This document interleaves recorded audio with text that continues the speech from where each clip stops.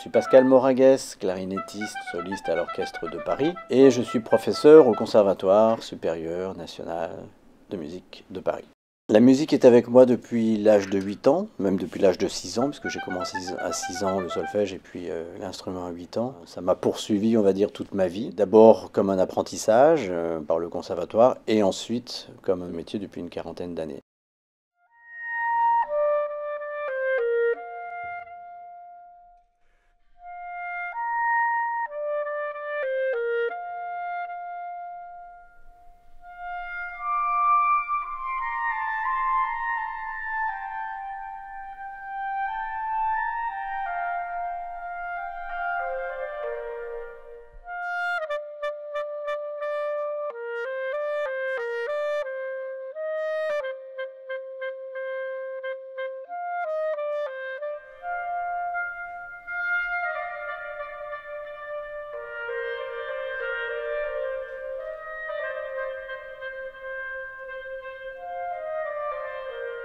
L'enseignement est devenu pour moi quelque chose d'essentiel. J'ai commencé assez tôt à enseigner. Je me demandais un petit peu comment faire, je ne savais pas trop. Je pense que j'avais pas assez de vécu par rapport à ce que je faisais. Et petit à petit, c'est devenu pratiquement une passion et une nécessité. Ce que mes professeurs m'ont appris, ce que j'ai appris moi-même dans mes différentes activités, je ressens le besoin maintenant de le transmettre. C'est devenu l'une de mes activités principales.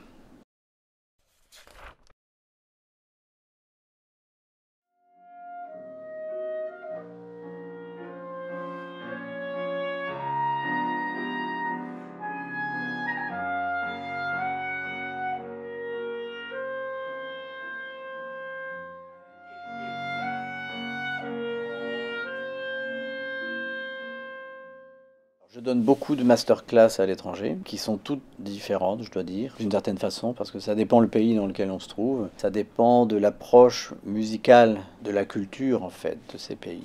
Et il y a beaucoup de différences, que ce qu'on soit en Europe, dans les différents pays européens, ou même en Asie, il y a beaucoup de différences, qu'on soit quand on est en Chine, en Corée, au Japon, ce n'est pas du tout pareil. Parce que les cultures ne sont pas les mêmes. Par exemple, vous allez au Japon, dans la culture japonaise, on n'exprime pas les sentiments, on cache les sentiments, parce que c'est quelque chose de tabou. En musique, c'est compliqué. Quand on a ça dans la culture et qu'on a des musiciens japonais qui sont des instrumentistes formidables, techniquement formidables, mais qui ont du mal à extérioriser et à faire tomber cette pudeur et de pouvoir extérioriser les sentiments. Donc c'est clair que le travail dans ces cas-là, dans ces masterclass, consiste à essayer de les libérer un petit peu de cette culture. Alors c'est compliqué parce que c'est quelque chose qu'ils ont en eux, mais c'est faisable. Et tant qu'on s'adapte et puis on essaye voilà, de transmettre ce que nous on ressent, mais qui n'est que notre vérité, hein, finalement.